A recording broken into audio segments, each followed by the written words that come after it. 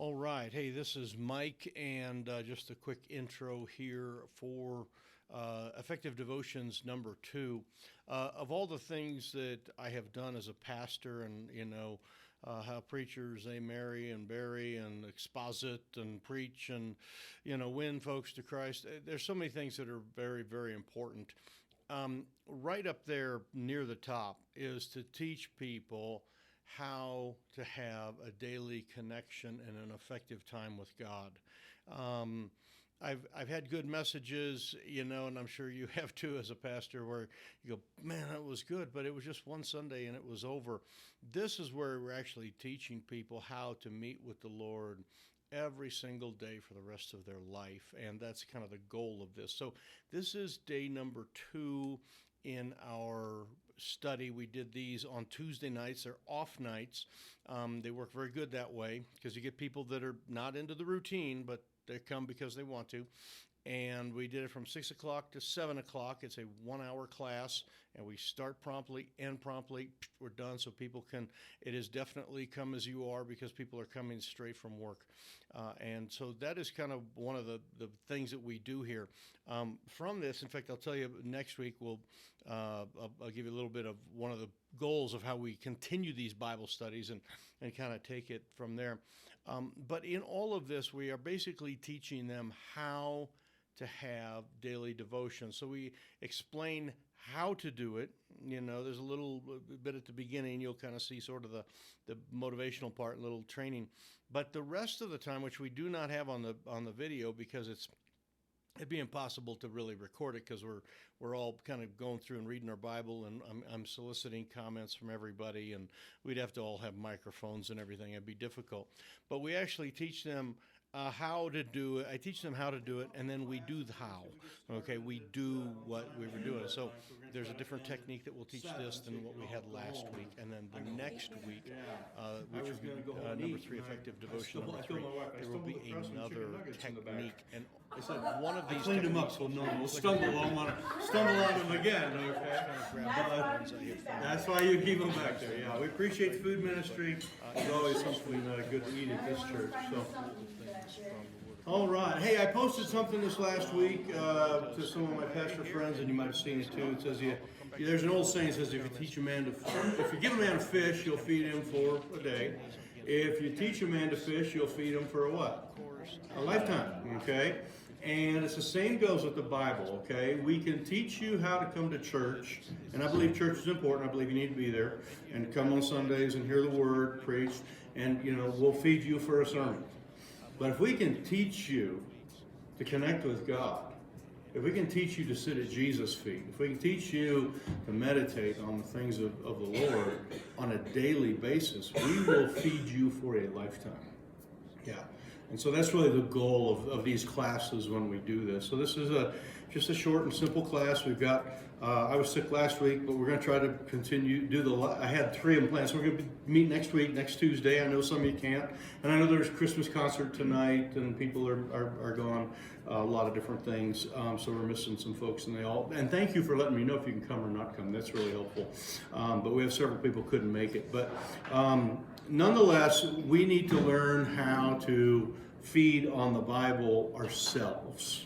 And last week, I kind of gave you the challenge with the idea of, I use the hunting metaphor, okay? A lot of us have been hunting, okay? And I have had entire seasons where I've hunted the entire season, but I didn't get, okay? The idea is to get the animal, not just hunt the animal, chase it around, okay? I want to get it. And the idea with the scriptures is that we would find something in there, we would dive into it, and we would then meditate on that, and it would be what carries us through the day. And then you find something the next day, and you meditate on it, and the next day, and you meditate on it. And this is the idea of sitting at Jesus' feet and spending time with the Lord every day and finding something. Now, there are the goals of reading through the Bible. That's good. I think we need to read large portions of Scripture. I think you need to read the Bible all the way through, cover to cover sometime. That's a good thing to do. Memory, prayer. You can have prayer lists. My wife's really good at like the prayer list kind of thing, and I lose my list. I write them down and then I lose them. So there's a lot of different things, but I don't want you to miss this one, because this is the key. This is the idea of meditating on the Lord's Word, and we read until we get. And so this is not like read an entire book or the entire everything. This is read till you find something and it jumps off the page and slaps you or whatever, and you go, wow, that's a neat thought. I will think on that throughout the rest of the day, and it gives you something to go. Now, the word I gave you last week was the idea of getting, okay, and connecting with the Lord. The word I want to give you today, and I'm going to have a couple people look up a few verses here for me. Psalm 63, verse 1. Who wants to look that one up? Psalm 63, verse that one. All right, there we go. Psalm 63 and verse 1. And I'm going to quote you Proverbs chapter 8 and verse 17. And you'll see something that is common in these two verses in just a moment. So Psalm 63, and she's still, you got it there? Flip. She's almost got it. 63 verse 1. Verse 1. Go ahead and read that for us, Stella. Okay. You, God, are my God. Earnestly I seek you. I thirst for you. My whole being longs for you in a dry and parched land where there is no water. All right. This idea of earnestly seeking for the Lord and making it making it the priority. In the King James it says, "Early will I seek you." And the word that I want to quote for you out of Proverbs chapter 8 and verse 17 is this. It says, I love them that love me, and those that seek me early shall find me.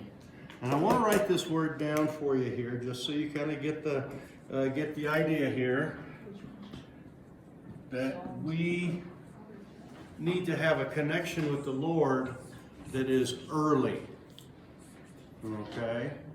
And there are many verses. You can find some other ones. In Mark chapter 1 and verse 35, it says, And Jesus, a great while before day, rose up early and went into a solitary place to spend time with the Lord.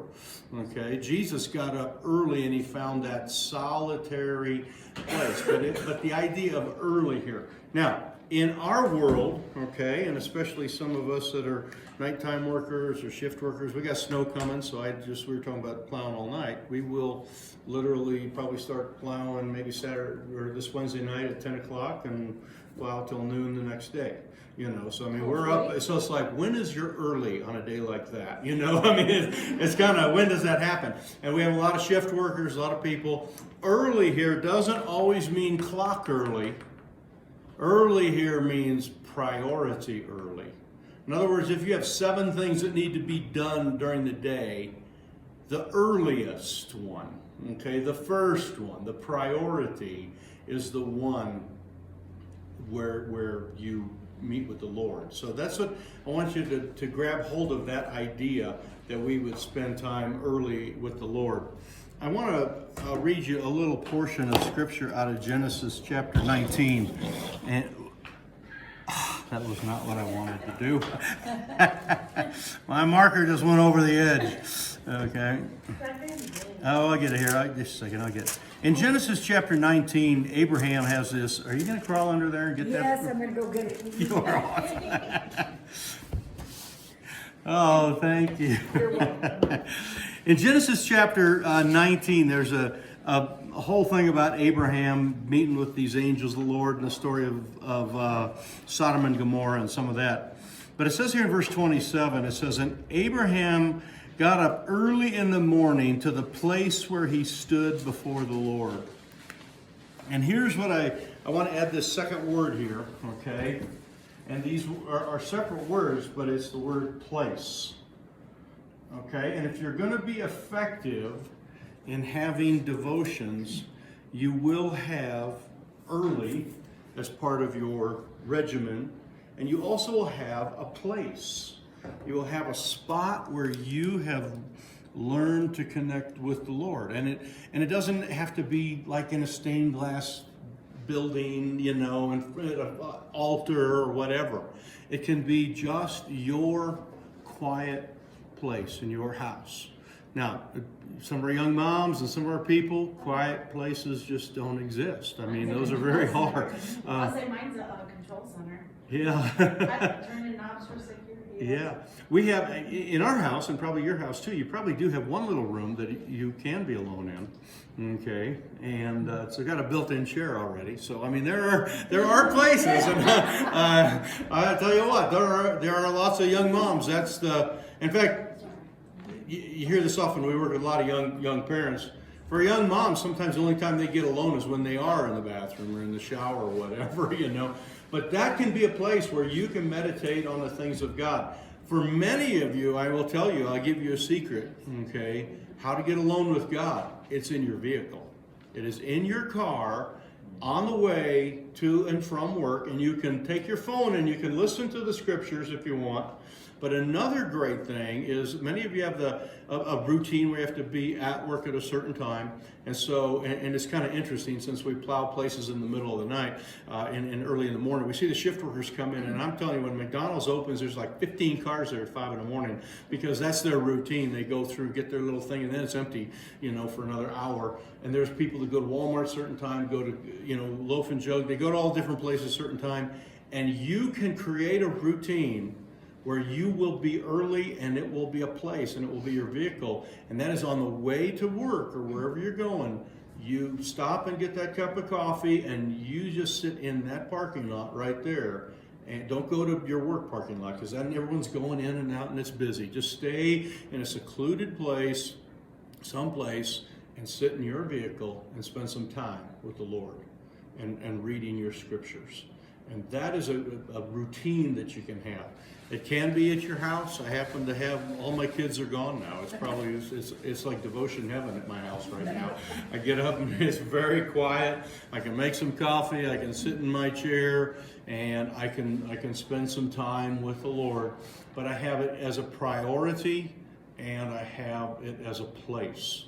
And so I want you to think about those two things, that you would do this. And if you're going to find good things from the Bible and meditate on the good things of God, not only will it take technique, which we're going to go through here in just a minute and kind of actually do it, okay, not only will it be the technique of that, but it will be the discipline of an early system, okay, where it is a priority and it just doesn't happen. Your day does not get away without you being in the Bible, and then you find a place where you can do that as well.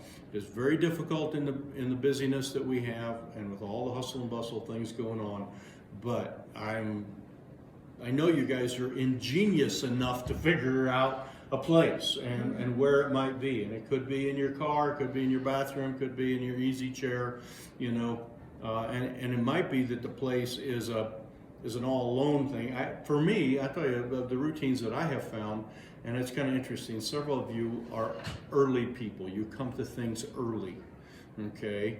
We have people that come to church early, and they sit down, and I like to talk, and we're fellowshipping, and get coffee and donut and all that, but you know what they do? They come and they open their Bible, and they sit down and kind of get themselves ready for the service. And you may find that going to work early, going to school early, going to your shift early, whatever it happens to be, would be the thing that you would do. So work on that. Those are the secrets, okay? The idea of getting up early and make sure you have a place. Abraham did it. Solomon talked about it. Jesus did it. There's all sorts of other verses about people that spent time. David sought God early in the morning, and that's a good thing. So anyway, wanted to leave that with you. Now, let's jump into Luke chapter 1. If you want to turn to Luke chapter 1. Okay, hey, I'm back, and we are. Let me tell you what we did there in Luke chapter 1. The technique, in other words, and this is meditation technique. This is not the idea of reading your Bible all the way through or praying for all the missionaries at the church or some of that. We do cover those things in other places, but this is just the effective connection with God, your daily devotions, and this is the pinnacle of the pyramid.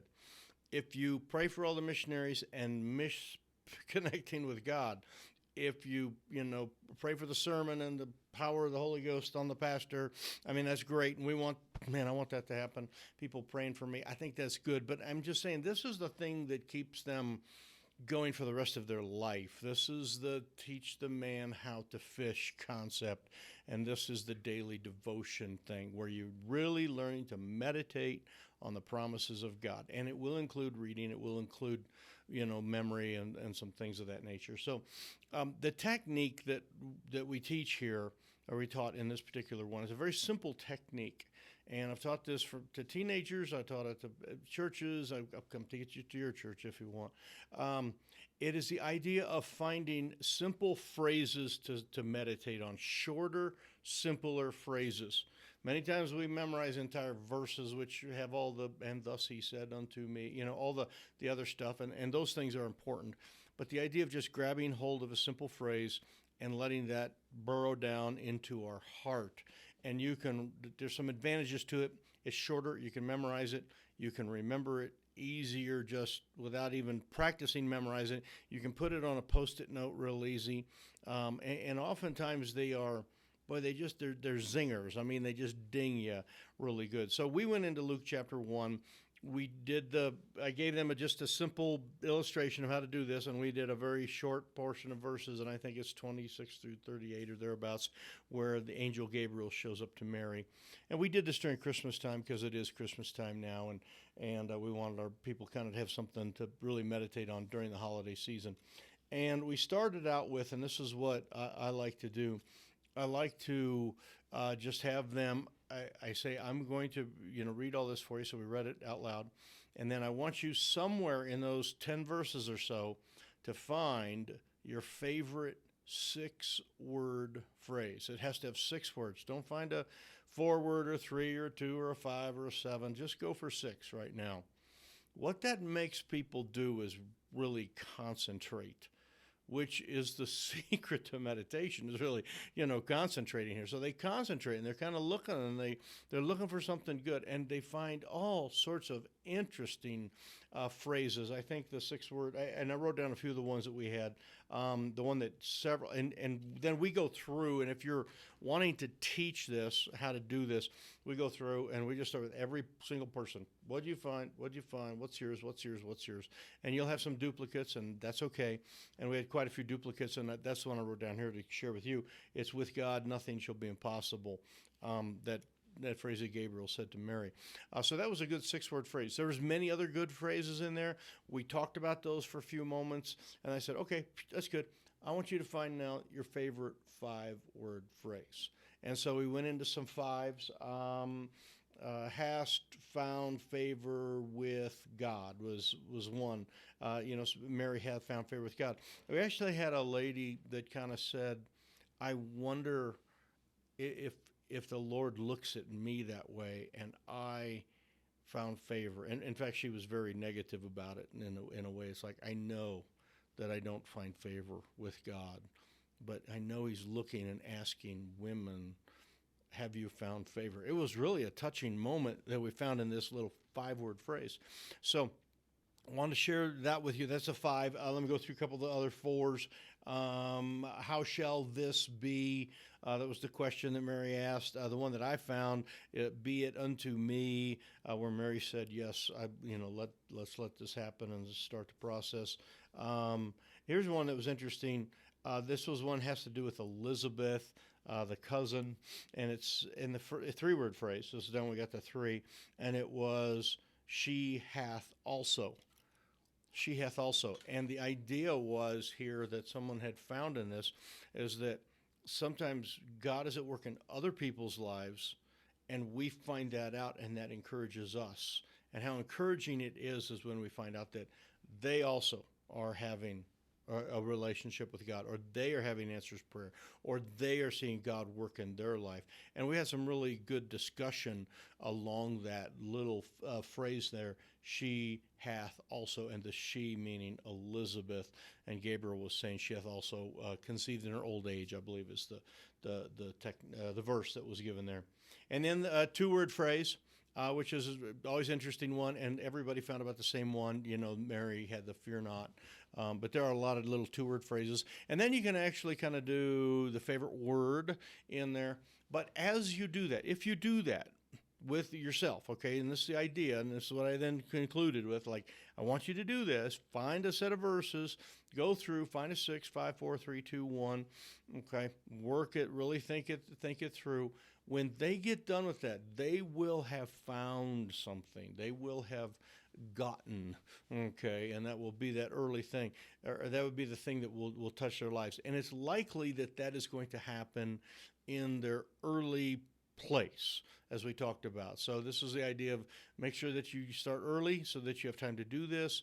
Make sure you have a quiet place where you can do this, because this will not happen. It takes a little bit of concentration. And so that is the technique that we taught on day number 2, and I'll get back to you on day number 3 here, give you the review on that as well. So anyway, I want you to do this if you can.